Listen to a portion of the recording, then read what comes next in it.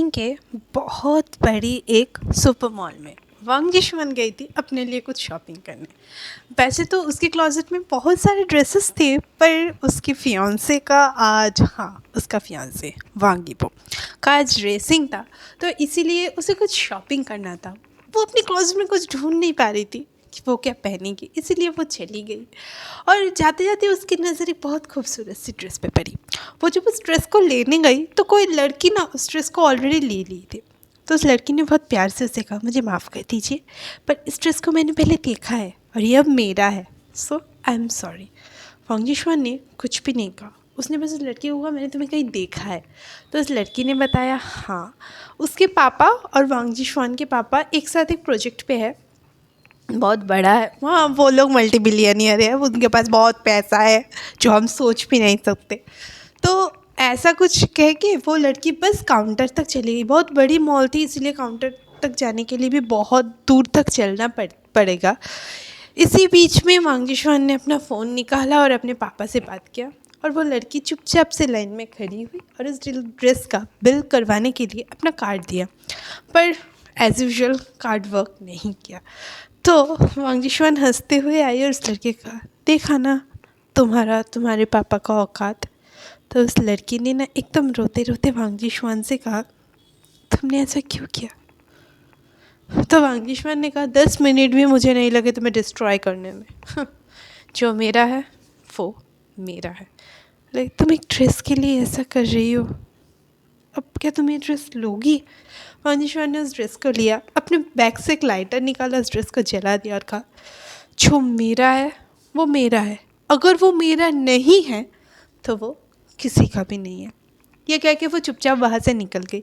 किसी और मॉल से कोई और ड्रेस खरीद के वांग यीबो के घर पे पहुँच गई, और वहाँ पे ना कैरमेल ली चुपचाप बैठ के कुछ कर रही थी। इस कहानी में कैरमेल ली पैरालाइज्ड है, वो व्हीलचेयर से उठ नहीं सकती, तो वो चुपचाप व्हीलचेयर में बैठ के कुछ कर रही थी। और एकदम घर में घुस के ही ना वो लड़की वांग जिशवन ने कहा, आंटी। तो कैरमेल ने कहा, चिल्लाओ मत, मैंने तुम्हें आते हुए देखा है। तो वांग जिशवन ने तरह मुँह बना गया, हाँ हाँ ठीक है, मैं वांग यीबो को उठाने के लिए जा रहा हूँ। तो कैरमेल ने उसे प्यार से कहा, देखो तुम मत जाओ, तुम्हें पता है ना कि वो कैसा है, उसे पसंद नहीं कि उसके रूम पे कोई जाए। तो उसने कहा, मैं उसका फ्यूचर हस्बैंड हूँ और आपकी फ्यूचर बहू हूँ, तो वो घर तो एक ना एक दिन वो कमरा तो मेरा ही होगा ना, तो मैं जा रही हूँ।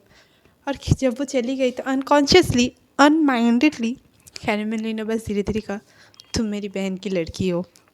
और जब वांग यीबो के कमरे में पहुंचा तो वांग यीबो सो रहा था, बहुत प्यारा लग रहा था, एक बीबी की तरह सो रहा था। और वांग जिशवन ना एकदम देखिए, तो वांग यीबो का फेवरेट कलर ब्लैक था, इसलिए उसका पूरा रूम ब्लैक कलर में था। तो वांग जिशवन को पसंद नहीं था कि उसका फियांसे का कमरा इस तरह से ब्लैक है, उसका यूँ पूरा घर ब्लैक है। और वो ना एकदम वांग यीबो की तरफ देखने लगा। वो लोगों बहुत दिन से फियांसे है, पर वांग यीबो ने ना एक बहुत बुरा रूल सेट किया हुआ था, उसने आज तक कभी वांग जिशवन को किस नहीं किया था, और वांग जिशवन को भी ना उसने अपने आप को किस नहीं करने दिया था। बहुत प्लीज रिक्वेस्ट करने के बाद उसने गाल में किस करने दिया था, पर उसने कभी किस नहीं किया था। तो वो बस सो रहा था, वांग जिशवन ने सोचा कि चलो इसी मौके का फ़ायदा उठाते हैं और वांग यीबो को किस कर लेते हैं। वो किस करने ही वाली होती है कि वांग यीबो एकदम उसके मुंह के ऊपर हाथ रख के कहते, तुम यहाँ पे क्या कर रहे हो, यहाँ से निकलो, नीचे जाओ, मैं आ रहा हूँ। और कह के ना वो बाथरूम की तरफ चला जाता है, और वो ना थम से बाथरूम का दरवाज़ा बंद करता है। और वांग जिशवन ना एकदम कहते हैं, मैं कभी समझ नहीं पाऊँगा, कब अभी हो या कभी हो, तुम्हें तो मेरा ही होना पड़ेगा। पर हाँ, ये बहुत रोमांटिक है। ये कह के वो नीचे के लिए चली जाती है, और वांग यीबो भी बाथरूम के अंदर घुसता है और ज़ोर से अपना हाथ आईने में दिए मारता है, और उसके हाथों से खून निकलना स्टार्ट हो जाता है। और वो फिर थोड़ा सा काम डाउन होता है और रेडी होता है नीचे उतरने के लिए।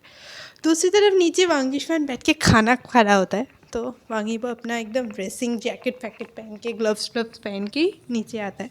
तो उसका माँ कहती है, कैरमेल, बेटा खाना खा ले। तो कहते हैं, नहीं मुझे भूख नहीं है। उसकी मम कहते हैं, आओ मैं तुम्हारे हाथ में बैंडेज कर देती हूँ, वो पहले से ही अपनी गोद में एक फर्स्ट एड बॉक्स लेके बैठी थी। वांग जिशुआन को लगा शायद किसी और चीज़ के लिए होगा, पर नहीं, वो वांग यीबो के लिए था। वांग यीबो को पता था कि उसकी माँ तो उसे छोड़ने वाली है नहीं, तो इसीलिए वो उसने चुपचाप अपना हाथ खोला और उसके हाथों से ना तभी भी खून निकल रहा था। उसकी माँ धीरे धीरे वहाँ पे बैंडेज करने लगी और वांग जिशुआन ने कहा, मैं कर देती हूँ आंटी। और दोनों ने एक साथ, मतलब वांग यीबो और उसकी माँ ने एक साथ ही कहा नहीं, और वो चुपचाप बैठ गई। थोड़ा सा उसमें गुस्सा था, पर उसने कुछ भी नहीं कहा और फोर्सफुली अपने फेस में ना एक स्माइल रखा। और फिर वांग यीबो बैंडेज करवा के निकल गया और वांग जिशुआन के उसके पीछे दौड़ के गया कि मैं भी तुम्हारे साथ बाइक में जाऊंगा। ये पहली बार नहीं था, आज तक कभी भी वांग यीबो ने वांग जिशुआन को अपनी बाइक को टच तक करने के लिए नहीं दिया था। पीछे बिठाना तो बहुत दूर की बात है। पर वांग जिशुआन ना कभी भी उसे पूछने से थकती नहीं थी। बहुत एनर्जेटिक लड़की थी ना, इसलिए वो हमेशा पूछती थी कि मुझे ले लो। पर एज़ यूजुअल वांग यीबो ने कहा, देखो तुम्हारे पास अपने कार है, तुम अपने कार में आ जाओ। और वो चलाना स्टार्ट ही करता कि उसके दोस्तों के पास एक प्यारा सा मैसेज है कि सुनो, सब लोग BC रेस्टोरेंट पे आ जाओ, वांग यीबो के रेस, हम वहाँ से एक साथ जाएंगे। और वो लोग एकदम चुपचाप, और इससे ना जिशुआन थोड़ा ज़्यादा और गुस्सा हो गए कि उसे ना वांग यीबो के दोस्त, मतलब उन लोगों के दोस्त उसको ज़्यादा पसंद नहीं करते थे, इसीलिए उसे इतना अच्छा नहीं लगता था। पर वो चुपचाप फिर भी चली गई वांग यीबो के बाइक के पीछे अपनी फरारी लेके। और दूसरी तरफ एक छोटे से रेस्टोरेंट में एक मिडिल एज लोग कह रहा है, ये नहीं घुसेगा यहाँ से, मैंने कहा ना तुम्हें। और एक 18 साल का प्यारा सा बच्चा कहता है कि क्या ये मेरी गलती है? तो वो जो मिडिल एज आदमी था वो कहता है, नहीं, ये यहाँ से नहीं जाएगा, बहुत टाइट है। और वो लड़का कहता है, फिर से कोशिश करता है ना। नहीं, वो लोग कुछ कर नहीं रहे थे, वो लोग एक काउच को छोटे से दरवाजे से घुसाने की कोशिश कर रहे थे। तो वो मिडिल एज जो लोग था वो इरिटेट होके कहता है, ये इस साइड से नहीं घुसेगा, मैंने तुमसे कहा था नहीं घुसेगा। और वो 18 साल का लड़का, प्यारा सा लड़का ना, शाओजान था। वो 10 साल से उसी रेस्टोरेंट पे रहता है। उससे पहले वो ऑर्फनेज पे रहता था। वो उस क्यूट से रेस्टोरेंट पे रहता है। वो वहाँ के सब काम करता है, खाना पकाता है, वेटर का काम करता है, सब करता है। और रिटर्न में उसे बस वहाँ पे रात को ना रहने की जगह मिलती थी, क्योंकि उसके पास रहने का कोई जगह नहीं था। वो और 2 पार्ट टाइम जॉब करता है, तो उस साइड से तो वो काउच घुसता नहीं है, तो वो लोग कहीं से तो काउच को घुसा के आते हैं। और वो शाहजहान कहता है कि देखिए अंकल, मेरा ना दूसरे पार्ट टाइम जॉब्स में जाने का टाइम हो गया। वो कह के एकदम सीधा एक बैग लेता है, बैग लेके पार्ट टाइम जॉब पे जाता है और वहाँ पे थोड़ा सा गाली खाता है क्योंकि उसे लेट हो गया था। वो वहाँ पे डिलीवरी का काम करता था। वहाँ से एक डिलीवरी का चीज़ उठाता है और BC रेस्टोरेंट में उसे डिलीवर करने जाता है। और रास्ते में ना वो अपने बुक्स को लाइब्रेरी में भेज देता है, क्योंकि वो आगे और नहीं पढ़ना चाहता था इसीलिए। और उसे 1000 युआन वहाँ से मिलता है।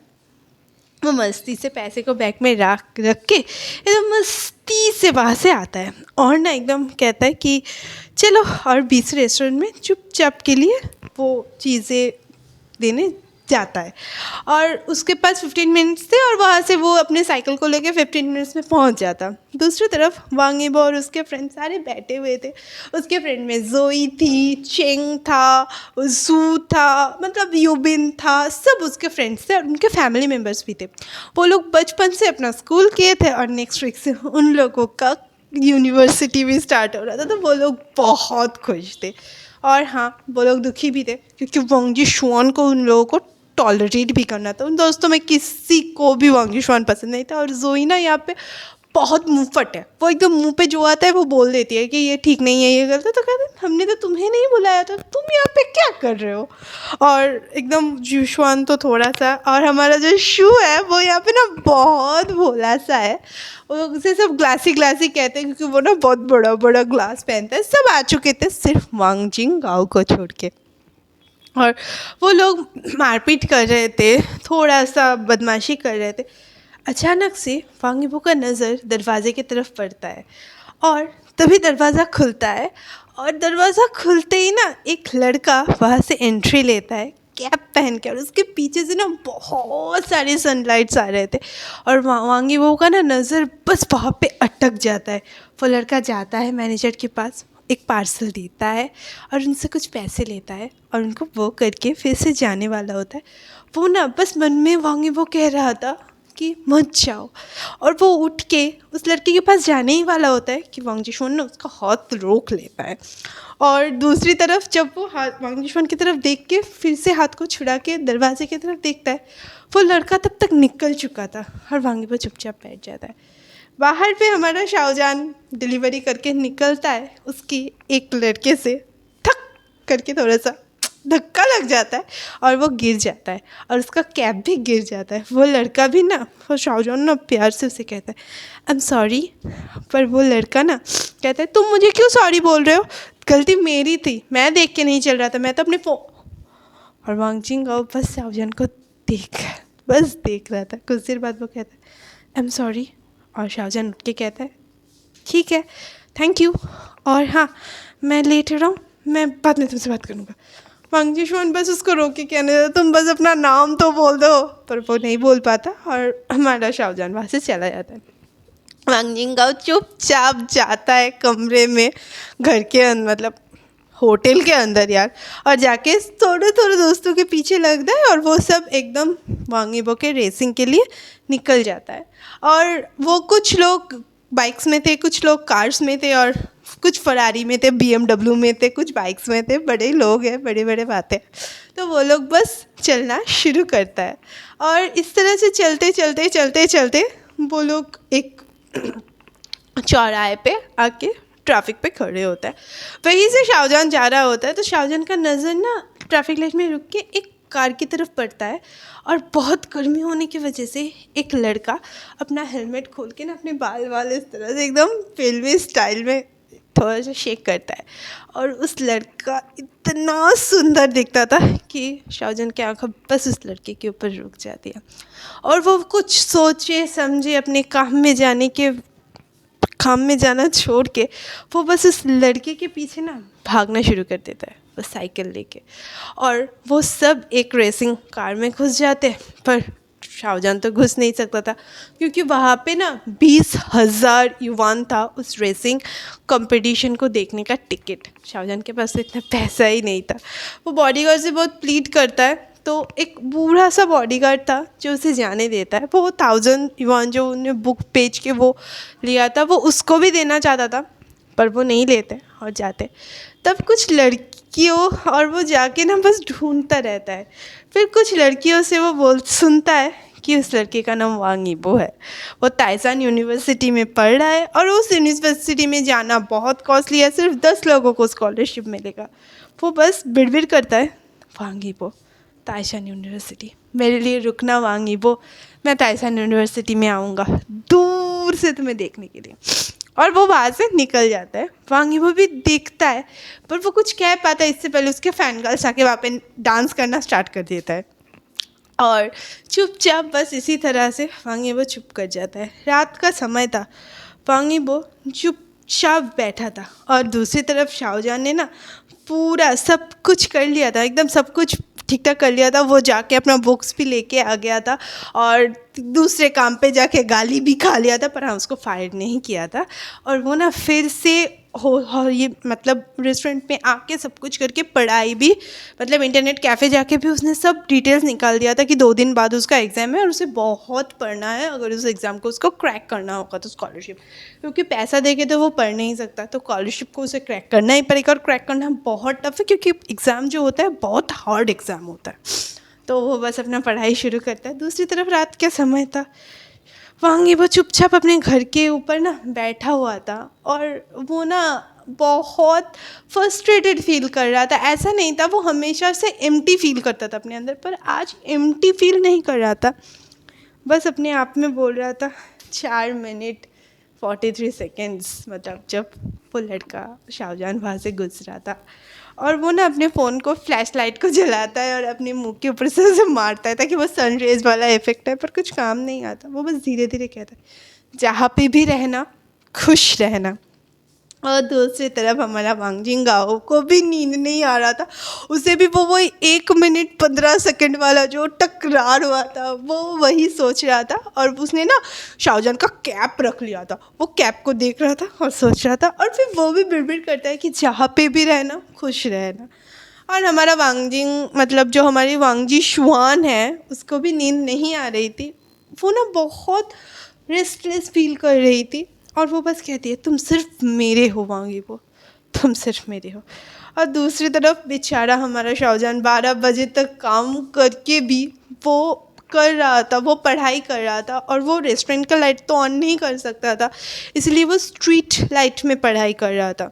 और बहुत मस्क्यूटोज ना उसे काट रहे थे, तो वो बस आसमान की तरफ देखता है और कहता है तुम मेरे लिए वो चाँद हो जहाँ पे मैं कहीं पे भी नहीं, जहाँ पे मैं कभी भी नहीं पहुँच सकता, पर मुझे पढ़ना होगा क्योंकि मैं तुम्हें हर रोज़ दूर से देखूँगा, तुम्हें पता भी नहीं चलेगा।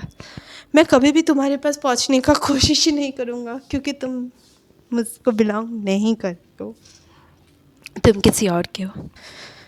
ये कुछ बुरा नहीं होगा ना? सही में तुम कभी भी बुरा नहीं मानोगे ना, तुम्हें तो कुछ पता ही नहीं चलेगा ना। पर मैं तुम्हें दूर से देखूँगा, बस दूर से देखूँगा। तो आज की कहानी मैं यहीं पे ख़त्म करती हूँ। कहानी का नाम है माई फर्स्ट लव, ऑथर का नाम है इन्फिनिटी LM44। बहुत दिन से मैंने बहुत कोई कहानी शेयर नहीं किया था, और जो मैं शेयर कर रही थी माई इम्प्रेस ओमेगा वो भी एक पार्ट में आज छोड़ूंगी। तो वो पार्ट मुझे कुछ नया शेयर करना था। और ये कहानी बहुत अच्छी है, इन्फिनिटी LM44 की माई शैडो भी आप सबको बहुत पसंद आई थी, इसीलिए मैं ये कहानियाँ शेयर कर रही हूँ। कमेंट बॉक्स में बताना कहानी कैसा लगा, कहानी को आगे मैं कंटिन्यू करूँ या नहीं करूँ। पर ये कहानी बहुत अच्छा है। यहाँ पे आपको एक डार्क वांगी वो मिलेगा, एक फ्लटी अच्छा छोटू सा मोटू सा प्यार करने वाला शाहजहान मिलेगा, थोड़ा सा प्यार में टकरार मिलेगा। इसमें बहुत बड़ा पैकेज है ये कहानी। बहुत इसमें ना शाहजहान वांगी वो भी शाहजहान को बहुत जलाएगा, मतलब बहुत तड़पाएगा, और शाहजहान भी वांगी वो को तड़पाएगा। तो देखते हैं कहानी किस तरह से चलता है। तो मैं अगर आपको ये कहानी पसंद आए तो अगले दिन मैं कहानी का प्लॉट थोड़ा सा डिस्क्राइब करूँगी, फिर कहानी बोलूँगी। तो चलिए मेरे चैनल को लाइक कीजिए, शेयर कीजिए, सब्सक्राइब कीजिए। Okay bye.